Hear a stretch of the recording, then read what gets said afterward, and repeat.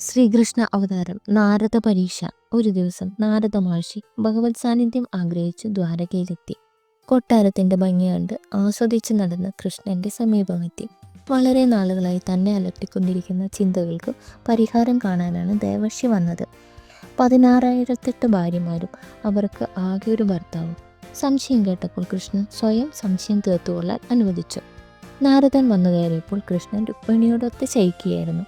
നാരദനെ കണ്ടയുടനെ എഴുന്നേറ്റ് പാദം കഴുകി സ്വർണ്ണസിംഹാസനത്തിലിരുത്തി പൂജിച്ചു. എന്നിട്ട് ഭഗവാൻ പറഞ്ഞു, അങ്ങയുടെ ദർശന ഭാഗ്യം കൊണ്ട് എനിക്ക് സകല സൗഭാഗ്യങ്ങളും വന്നിരിക്കുന്നു. അങ്ങയെപ്പോലുള്ള മഹാത്മാക്കളെ സൽക്കരിക്കാൻ ഭാഗ്യമുണ്ടായത് എൻ്റെ ജന്മം സഫലമാകണം. സുഹൃതമല്ലാതെ എന്തു പറയാം, അങ്ങയ്ക്ക് വേണ്ടി ഞാൻ എന്താണ് ചെയ്യേണ്ടത്? അത് കേട്ട് നാരദ മഹർഷി പറഞ്ഞു, അങ്ങയ്ക്ക് അരുതായിട്ട് ഈ ലോകത്ത് എന്താണുള്ളത്? സർവ്വലോകത്തിനും അധിപതിയായ അങ്ങയുടെ പാദാംബുജം എപ്പോഴും എൻ്റെ മനസ്സിൽ ധ്യാനിച്ചുകൊണ്ട് സഞ്ചരിക്കാൻ അനുഗ്രഹിച്ചാൽ മതി. മറ്റൊന്നും വേണ്ട ഭഗവാനെ. അങ്ങനെ തന്നെ വരുമെന്ന് ഭഗവാൻ അനുഗ്രഹിച്ചു. അതിനുശേഷം നാരദ മഹർഷി സത്യഭാമയുടെ മാളികയിലേക്ക് നടന്നു. അവിടെ ചെന്നപ്പോൾ നാരദൻ കണ്ടതോ ഭഗവാൻ സത്യഭാമയോടൊപ്പം ഇരുന്ന് ചൂത് കളിക്കുന്നു. അത്ഭുതപ്പെട്ടു നിൽക്കുന്ന നാരദ മഹർഷിയോട് കൃഷ്ണൻ ചോദിച്ചു, അല്ലയോ മുനിശ്രേഷ്ഠ, ഭക്തോത്തമ, അങ്ങേക്ക് സുഖമല്ലേ?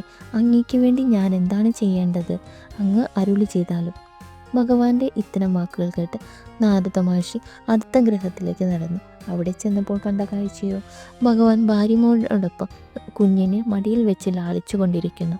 മറ്റൊരിടത്ത് ചെന്നപ്പോൾ ഭഗവാൻ ഹോമകർമ്മങ്ങൾ ചെയ്തുകൊണ്ടിരിക്കുന്നു. മറ്റൊരിടത്ത് ചെന്നപ്പോൾ ഭഗവാൻ ഭാര്യയോടൊത്ത് പൂജ ചെയ്തുകൊണ്ടിരിക്കുന്നു. മറ്റൊരിടത്ത് ചെന്നപ്പോഴോ ഭഗവാൻ സന്ധ്യാവന്ദനം കഴിഞ്ഞ് ജപിച്ചുകൊണ്ടിരിക്കുന്നു. മറ്റൊരു ഭാര്യാഗൃഹത്തിൽ ചെന്നപ്പോൾ അവിടെ ആയുധാഭ്യാസം ചെയ്തുകൊണ്ടിരിക്കുന്നു. മറ്റൊരിടത്ത് ചെന്നപ്പോൾ ഭഗവാൻ ഭാര്യയോടൊത്ത് ജലത്തിൽ കളിച്ചുകൊണ്ടിരിക്കുന്നു.